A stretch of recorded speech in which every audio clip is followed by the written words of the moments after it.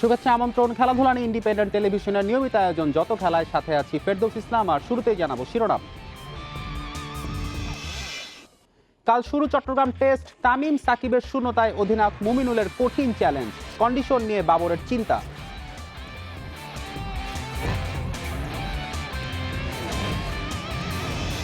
৮ মাস পর আন্তর্জাতিক ক্রিকেট ফিরছে চট্টগ্রামে। গ্যালারির বেহাল অবস্থা। টি-20-র ভরাডুবিতে টেস্টে আগ্রহ কম দর্শকদের।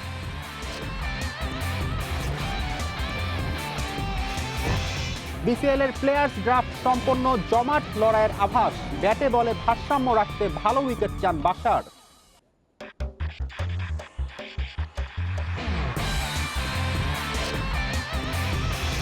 বিশ্বকাপ খেলা কলিন্স রেস এবার আবাহনীতে। শ্রেষ্ঠত্বে ফিরতে মরিয়া আকাশী নীল। শক্ত দল গড়ে হ্যাট্রিক শিরোপায় চোখ বসুন্ধরার। 2 ম্যাচ সিরিজের প্রথম টেস্টে কাল পাকিস্তানের মুখোমুখি হবে বাংলাদেশ। চট্টগ্রামে ম্যাচ শুরু সকাল 10টায়। তামিম সাকিব না থাকায় টেস্ট চ্যাম্পিয়নশিপের দ্বিতীয় চক্রের শুরুটায় চাপে টাইগাররা। অন্যদিকে উজ্জীবিত পাকিস্তানকে নিয়ে সাফল্যের প্রত্যয় বাবর আজমের।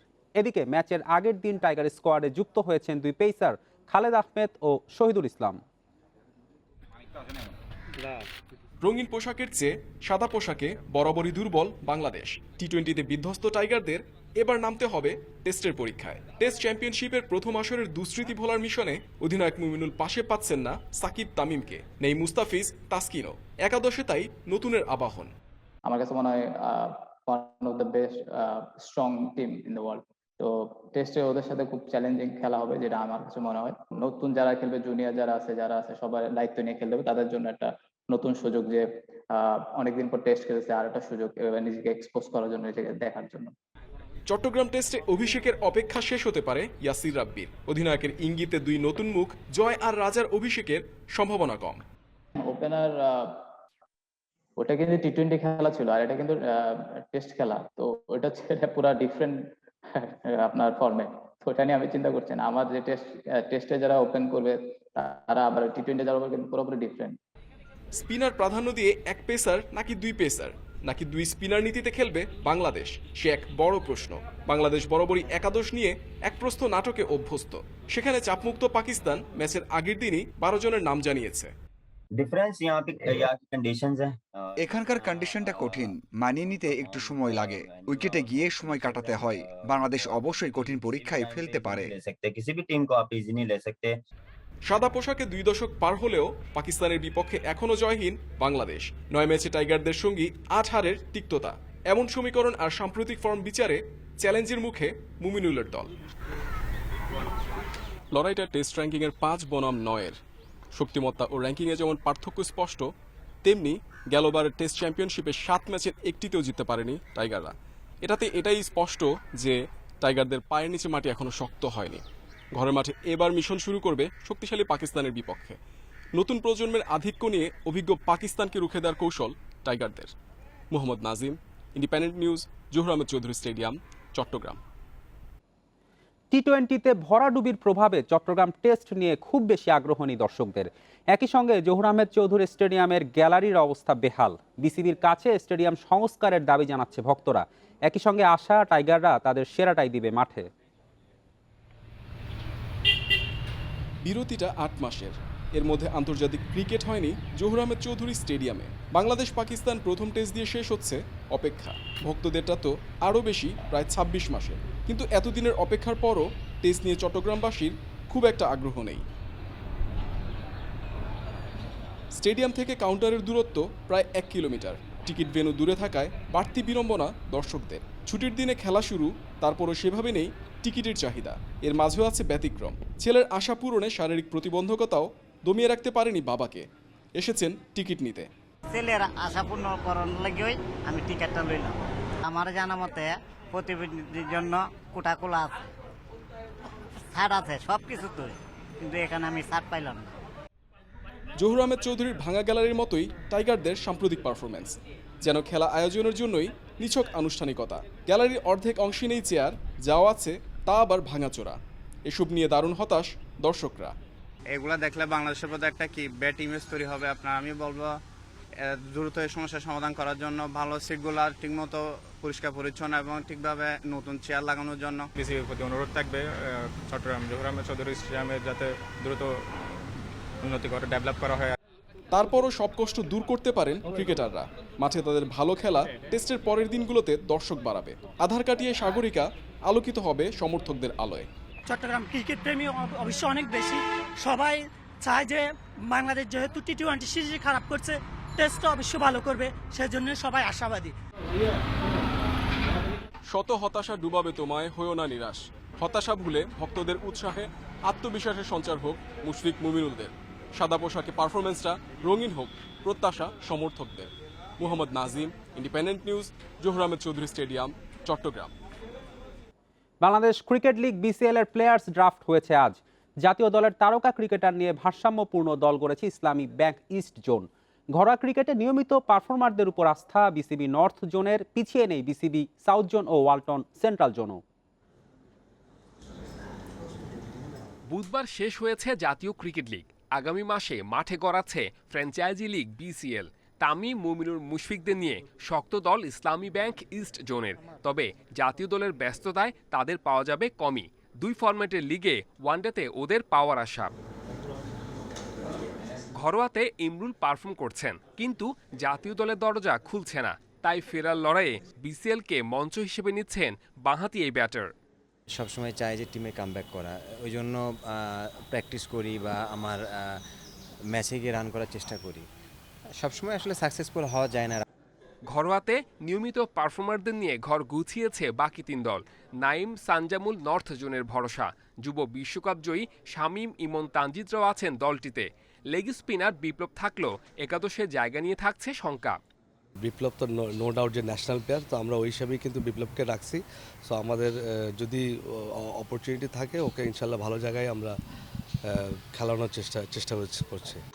টেস্ট চ্যাম্পিয়নশিপের প্রথম চক্রে হতাশ করেছে জাতীয় দল। সাদা পোশাকের ক্রিকেটে ভালো করতে প্রথম শ্রেণীর ক্রিকেটে গুরুত্ব বিসিবির।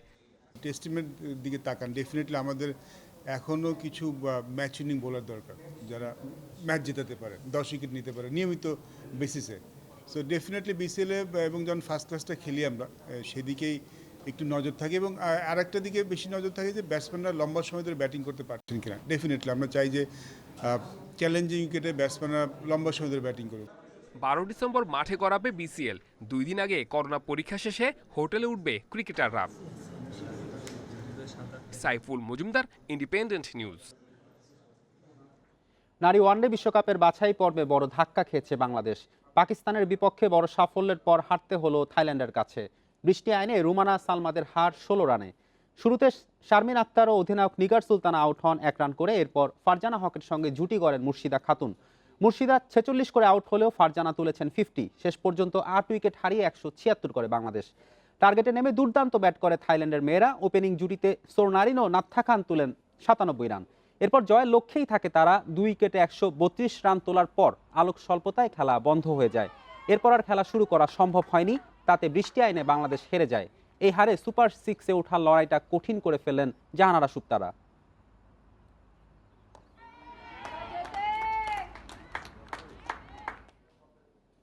2031 সালে ক্রিকেট বিশ্বকাপ আয়োজনের জন্য বেশ কিছু নতুন স্টেডিয়াম নির্মাণের পরিকল্পনা রয়েছে বলে জানিয়েছেন যুব ও ক্রীড়া প্রতিমন্ত্রী জাহিদ আহসান রাসেল।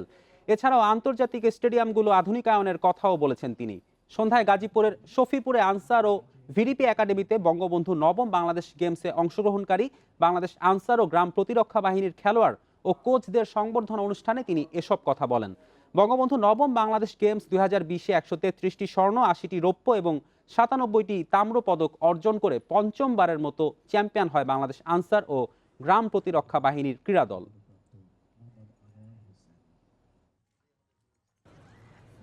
ওয়ার্ল্ড কাপকে সামনে রেখে আমরা কয়েকটি নতুন স্টেডিয়াম নির্মাণের পরিকল্পনা আমাদের রয়েছে। পাশাপাশি যেই স্টেডিয়ামগুলো আছে সেগুলোকে নতুন করে তৈরি করা, সেটারও পরিকল্পনা ইচ্ছা আমাদের রয়েছে। আশা করছি যে ভবিষ্যতে আমাদের এই কার্যক্রমগুলো অব্যাহত থাকবে। এবারে ফুটবলের খবর। সাদামাটাভাবেই দলবদল সম্পন্ন করেছে premier league champion Bashundhara Kings. দেশি বিদেশির সমন্বয় হ্যাটট্রিক শিরোপায় চোখ কিংসের। আর্জেন্টাইন বেসেরার পরিবর্তে বসনিয়ার ভানিয়াসকে দলে নিয়েছে ক্লাবটি। অন্যদিকে কোস্টারিকার ড্যানিয়েল কলিন্দ্রেসের সাথে আনুষ্ঠানিক চুক্তি সেরে নিয়েছে আবাহনী। এবার শ্রেষ্ঠত্ব ফিরে পেতে মরিয়া আকাশী নীলরা। কোস্টারিকার জার্সিতে রাশিয়া বিশ্বকাপে খেলা ড্যানিয়েল কলিন্ড্রেস আবারও বাংলাদেশে এলেন। এবার বসুন্ধরা কিংসে নয়, নাম লিখিয়েছেন আবাহনীতে। কিংসের সাবেক তারকা দিয়েই এবার শ্রেষ্ঠত্ব পুনরুদ্ধারে নামবে আকাশী নীল। বৃহস্পতিবার ঢাকায় পা রেখে দলবদলের শেষ দিনে আবাহনীর সাথে নতুন মৌসুমের চুক্তি সেরেছেন কলিন্ড্রেস। ধানমন্ডির জায়ান্ট আরও নিয়েছে দুই ব্রাজিলিয়ান ডোরিয়েলটন গোমেজ ও রাফায়েল আগুস্তোকে। আর এশিয়ান কোটায় ভিড়েছেন ইরানের মিলাদ শেখ। বসুন্ধরা কিংস অবশ্য দলবদলে খুব বেশি পরিবর্তন আনেনি। বৃহস্পতিবার আনুষ্ঠানিক দলবদলে গেল মৌসুমে খেলা 4 বিদেশি থেকে মাত্র একজনকে ছেড়ে দিয়েছে ক্লাবটি। আর্জেন্টাইন রাহুল বেসেরার জায়গায় নতুন সাইনিং বসনিয়ান ফরওয়ার্ড স্টুয়ান ভ্রানিয়াস। পরিবর্তন এসেছে দেশির তালিকায়। মিডফিল্ডার ইমন মাহমুদ, সুশান্ত ত্রিপুরা চলে গেলেও দলে এসেছে মিডফিল্ডার সোহেল রানা, ফরওয়ার্ড সুমন রেজার মতো জাতীয় ফুটবলার। এছাড়া বিকেএসপি থেকে এসেছে 4 তরুণ। যেটা ভেবেছিলাম যে হয়তো যেই জায়গাগুলা আমাদের একটু দুর্বল আছে সেখান থেকে আমরা প্লেয়ার নিয়েছি, সুতরাং আমরা মনে করি যে আমাদের টিম অত্যন্ত ভালো টিম। আমাদের কম্বিনেশন, তাছাড়া ফরেন রিক্রুটও ভালো। গত বছরে 3-4 ছিল। আর রাহুল বেসেরা যেহেতু একটু প্রবলেম ছিল, আমরা এফসি কাপে দেখেছি ও ইনজুর্ড ছিল আর বয়স হয়ে গেছে, তার জায়গায় আমরা নতুন একটা প্লেয়ার নিয়ে আসছি। দেশি বিদেশিদের সমন্বয়ে লিগে হ্যাটট্রিক শিরোপার লক্ষ্য বসুন্ধরার।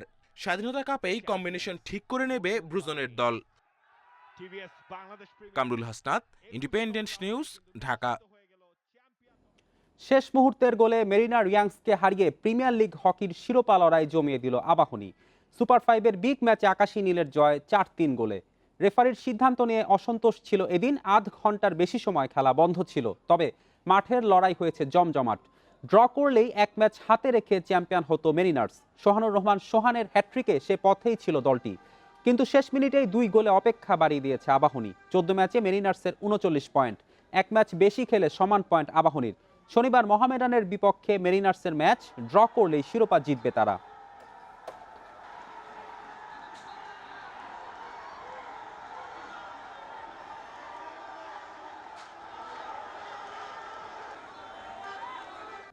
কানপুরে নিউজিল্যান্ডের বিপক্ষে প্রথম টেস্টের শুরুর দিন ভারতের। শুভমান আয়ার ও জাদেজার 50-তে দিন শেষে স্বাগতিকদের বোর্ডে 4 উইকেটে 258 রান। টস জিতে ব্যাটিংয়ে নামে ভারত। অষ্টম ওভারে ভাঙে উদ্বোধনী জুটি, মায়াঙ্ক আগারওয়াল ফেরেন 13 রান করে। এরপর সুমাত গিল ও চেতেশ্বর পূজারা দলকে এগিয়ে নেন। পূজারা থামেন 26 রানে, অন্য প্রান্তে 50 তুলে আউট হন শুভমান। মাঝে আজিঙ্কা রাহানের ব্যাটে আসে 35 রান। এরপর অভিষিক্ত শ্রেয়াস আয়ার ও রবীন্দ্র জাদেজার জুটিতে শক্ত অবস্থানে পৌঁছায় টিম ইন্ডিয়া। ওয়েস্ট ইন্ডিজকে উড়িয়ে টেস্ট চ্যাম্পিয়নশিপ শুরু করলো শ্রীলঙ্কা। গল টেস্টে লঙ্কানদের জয় 187 রানে। 348 রানের টার্গেটে 160 রানে অল আউট ক্যারিবীয়রা। চতুর্থ দিনেই ঠিক হয়ে যায় ম্যাচের ভাগ্য। 18 রানে 6 উইকেট হারিয়েছিল উইন্ডিজ। শেষ দিন এক প্রান্ত আগলে প্রতিরোধ করেন এনক্রুমা বোনার। জোশুয়া সিলভার সাথে তার 100 রানের জুটি স্বাগতিকদের অপেক্ষা বাড়িয়েছে। 50 তুলে বেশিক্ষণ টিকতে পারেনি সিলভা। অন্যদিকে 220 বল খেলে 68 রানে অপরাজিত থাকেন বোনার। লাসিথ অ্যাম্বুলডোনিয়ার শিকার 5 উইকেট, রমেশ মেন্ডিস নেন 4টি। কিংবদন্তি ফুটবলার দিয়াগো মারাদোনার প্রথম মৃত্যুবার্ষিকী আজ। 2020 সালের এই দিনে সমর্থকদের কান্নায় ভাসিয়ে চির বিদায় নেন ফুটবল ঈশ্বর। গভীর শ্রদ্ধায় তাকে স্মরণ করেছে ফুটবল বিশ্ব। আর্জেন্টিনা ও নাপোলিতে হয়েছে নানা আয়োজন। সর্বকালের সেরা ফুটবলারদের একজন দিয়াগো আর্মান্দো মারাদোনা। তার মৃত্যু সংবাদ থমকে দিয়েছিল ফুটবল বিশ্বকে। 2020 সালের 25 নভেম্বর না ফেরার দেশে পাড়ি জমান এই জাদুকর হৃদরোগে আক্রান্ত হয়ে 60 বছর বয়সে পৃথিবী ছাড়েন ফুটবল ঈশ্বর। মৃত্যুর প্রথম বর্ষপূর্তিতে কিংবদন্তি ফুটবলারকে শ্রদ্ধাভরে স্মরণ করছে বিশ্ব। 1986 সালে আর্জেন্টিনাকে বিশ্বকাপ জিতিয়ে ইতিহাসে জায়গা করে নেন মারাদোনা।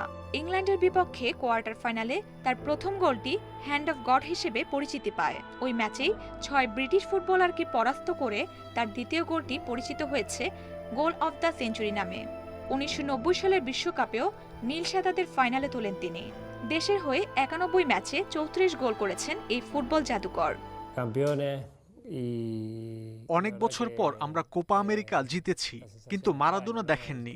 ভাবতে অবাক লাগে তিনি নেই 1 বছর হয়ে গেছে।